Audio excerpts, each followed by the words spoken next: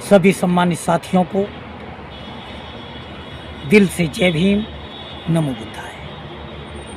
साथियों,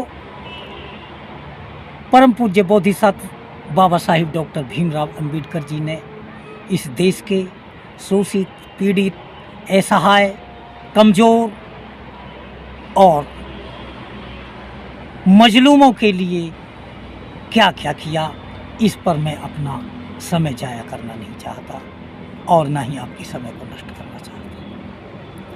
हाँ, इतना ज़रूर कहूँगा कि एक जिंदे मानव के लिए, एक जीवित मानव के लिए क्या चाहिए, वह सब कुछ मेरे बाबा साहब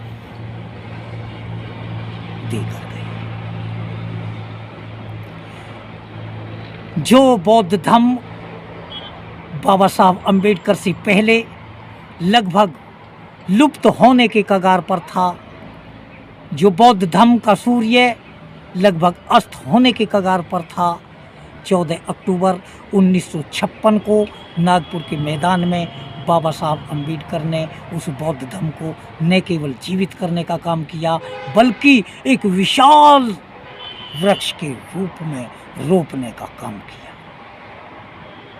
साथियों, उसके बाद बाबा साहब डॉक्टर भीमराव अंबेडकर जी 6 दिसंबर 1956 को इस दुनिया से विदा हो गए। साथियों, मेरे बाबा साहब दुनिया की नज़र में इस दुनिया से विदा हो गए, लेकिन मेरी नज़र में तो ऐसा लगता है कि जैसे आज भी मेरे पास खड़े हों, बोल रहे हों, बातें कर रहे हों। मैं जब खाता हूँ, जब पीता हूँ, जब कपड़े पहनता हूँ,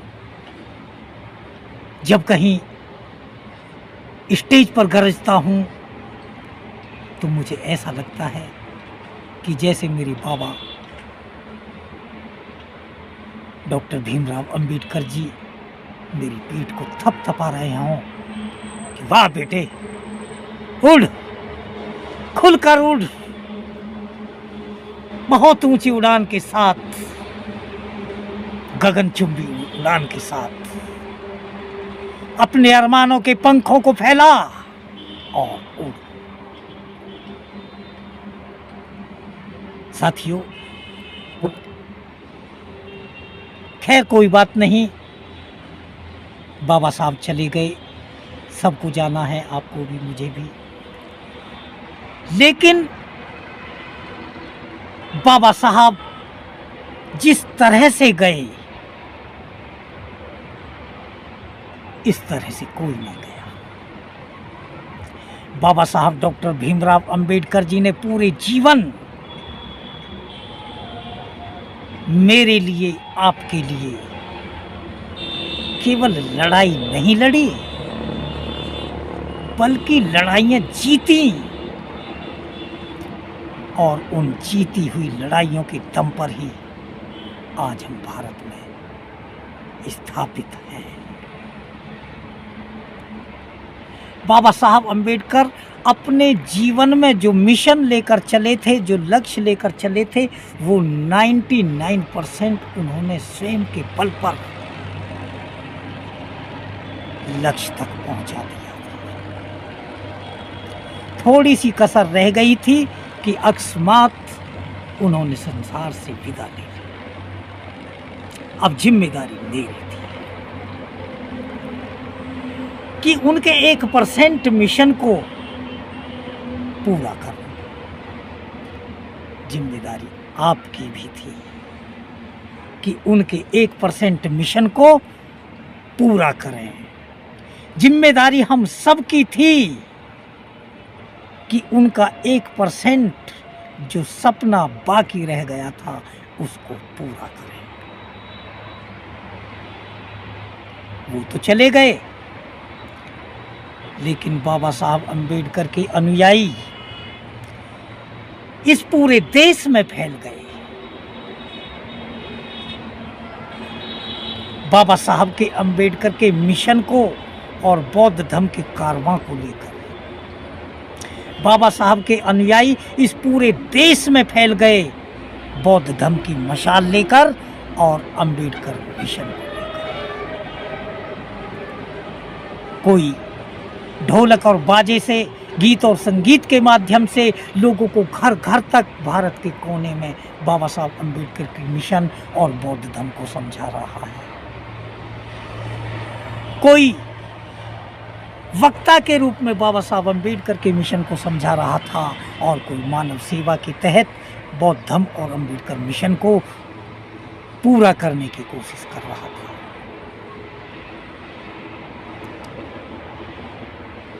धन्य है वो प्रचारक, धन्य है वो समाज सेवी जो बाबा साहब अंबेडकर के मिशन और बौद्ध धर्म को आप लोगों तक लेकर आए। भूखे प्यासे परिवारों को त्याग कर बौद्ध धर्म की मशाल को जलाए रखा, उसको बुझने नहीं दिया। 90 के दशक के बाद बौद्ध धर्म और अंबेडकर मिशन में जो क्रांति स्टार्ट हुई, जो गति बौद्ध धर्म और अंबेडकर मिशन ने पकड़ी थी, उससे ऐसा महसूस हो रहा था कि जैसे अब ये भारत देश बौद्ध में हो जाएगा और जो बाबा साहब डॉक्टर भीमराव अंबेडकर जी का सपना था वो भी अब पूरा हो जाएगा। पूरा देश नीले रंग से रंगता जा रहा था, जैसे आसमान का रंग नीला होता है उसी तरह से इस देश का रंग भी नीला होता जा रहा था। अंबेडकर ही अंबेडकर हो रहा था। अब शायद हमारे कुछ लोगों को ओवर कॉन्फिडेंस हो गया और उन्होंने अंबेडकरवाद के सबसे बड़े दुश्मन मनुवाद को ललकारना शुरू कर दिया। साथियों, ये तो खैर आप लोग जानते ही हैं कि अंबेडकरवाद और मनुवाद का 36 का आंकड़ा है, लेकिन अभी हम मनुवाद से टक्कर लेने लायक नहीं थे। हमने मनुवादियों को चुनौती देकर उनको जगाने का काम किया और उनको अपने खिलाफ और मजबूत होने के संदेश देने शुरू कर दिए। हम शासन सत्ता से दूर थे, हम आर्थिक स्थिति में मजबूर थे, हम बिजनेस में कमज़ोर थे, हम गवर्नमेंट नौकरियों में कमज़ोर थे, अच्छे पदों पर हमारी स्थिति सम्मानजनक नहीं थी। हाँ, ये ज़रूर था कि अगर हम जिस गति से बाबा साहब अंबेडकर के मिशन को लेकर चल रहे थे, अगर कुछ साल और चलते रहते तो आज हम मनुवाद को ललकारने की स्थिति में थे। लेकिन हमने जल्दी ही उनको ललकार दिया और वो लोग एकजुट हो गए, हम लोग एकजुट नहीं हुए और उन्होंने इस देश के चारों स्तंभों पर कब्जा कर लिया और हम लोगों को अपनी दिशा से हटाने के काम शुरू कर दिए। साथियों, जब इंटरनेट का युग शुरू हुआ था तो मुझे आभास होने लगा था कि अब जल्द ही इस देश में बाबा साहब अंबेडकर के सपनों का भारत तैयार होगा, तथागत बुद्ध के धम्म पर आधारित देश तैयार होगा। बहुत तेज गति से हम लोग अपने लक्ष्य की तरफ बढ़ रहे थे और लगभग 10 वर्षों से हमारे पंख लगभग थक गए। क्यों? क्योंकि हमने मनुवादियों को एकजुट कर दिया, उनको ललकार कर, और खुद संगठित नहीं हो पाए। चारों स्तंभों पर उन्होंने कब्जा कर लिया। आज हमारी स्थिति इस देश में फिर से दयनीय हो गई है। मुंबई में आज के दिन बाबा साहब के महापरिनिर्वाण के दिन करोड़ों लोग बाबा साहब को अभिवादन करने के लिए जाते थे। मैं भी जाता था, आप लोग भी जाते थे। आज वहाँ की गवर्नमेंट ने इस कार्यक्रम के लिए मना कर दिया। जो लोग वहाँ गए हुए हैं उनकी तमाम व्यवस्थाएं की जाती थी। हमारे धर्म के लोग उनकी तमाम रहने की, खाने की, पीने की सब व्यवस्थाएं करते थे। आज उन व्यवस्थाओं को भी करने से मना कर दिया है कि आप लोग कोई व्यवस्था नहीं कर सकते। लेकिन फिर भी बाबा साहब अम्बेडकर के करोड़ों लोग अनुयायी वहाँ दर दर घूम रहे हैं, लेकिन अभिवादन करने के लिए फिर भी गए। आज मैं यहाँ हापुड़ परम पूज्य बोधिसत्व बाबा साहेब डॉक्टर भीमराव अंबेडकर जी की प्रतिमा पर पुष्प अर्पित करने के लिए कुचेसर चौपला जनपद हापुड़ से आया हूँ। जब मैं हापुड़ शहर में ही रहता था तब भी मैं पुष्प अर्पित करने के लिए इसी प्रतिमा पर आता था। लेकिन उस समय में और आज के समय में जमीन और आसमान का अंतर है। साथियों, पहले जब हम पुष्प अर्पित करने के लिए आते थे तो पूरे शहर के लोग, महिलाएं भी, बच्चे भी, नौजवान साथी भी, सम्मानित बुजुर्ग भी, नेता भी, संतरी भी, मंत्री भी, सभी लोग जुलूस के रूपों में आते थे और एक मेला सा बाबा साहब अम्बेडकर की प्रतिमा पर अभिवादन करने वालों का लग जाया करता था। लेकिन आज मैं 6 बजे, क्योंकि मैं पहले भी 6 बजे ही आता था, आज मैं 6 बजे बाबा साहब अम्बेडकर की प्रतिमा पर आया। देखा प्रतिमा वीरान पड़ी हुई है।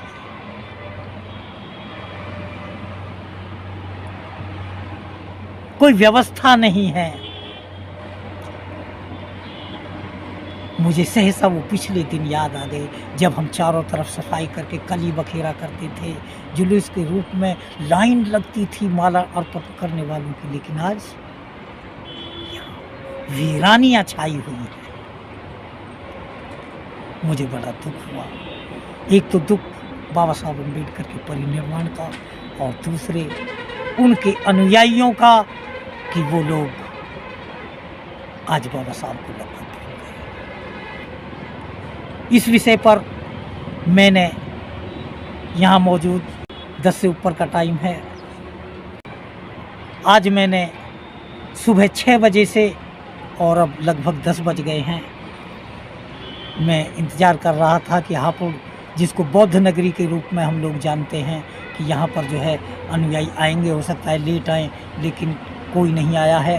अब 2-4 व्यक्ति आए हैं, जिनमें आधे मेरे परिवार के हैं और कुछ हापुड़ की एक प्रतिष्ठित हस्ती डॉक्टर विनोद कुमार सागर, चेयरमैन सम्राट प्रॉपर्टीज, वो आए हैं। तो मैंने उनसे इस विषय में बात की और वो बातें आप भी सुने।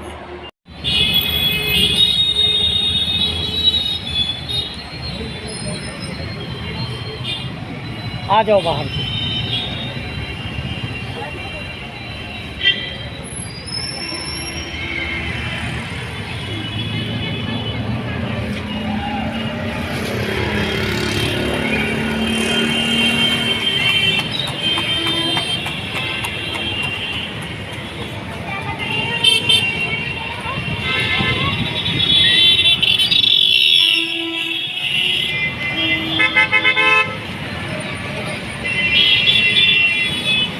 साथियों, आज हमारे सामने 6 दिसंबर के मौके पर बाबा साहब अम्बेडकर की प्रतिमा जो हापुड़ गुरुद्वारे के पास लगी हुई है, और हमारे साथ हैं सम्राट प्रॉपर्टीज के चेयरमैन श्रद्धेय डॉक्टर विनोद कुमार सागर जी और उनकी पूरी टीम। तो साथियों, ये बाबा साहब अम्बेडकर की प्रतिमा हापुड़ की वो जगह है जो आज के दिन बाबा साहब अम्बेडकर के अनुयायियों से खचाखच भरा हुआ रहता था पूरा चौराहा, और यहाँ पर माल्यार्पण करने वालों की भीड़ लगी हुई होती थी। लेकिन आज ऐसा देखने में नहीं आ रहा है, और मैं लगभग 6 बजे से यहाँ मौजूद हूँ। अब 2-4 व्यक्ति आए हैं, तो इस विषय पर हम बात करते हैं।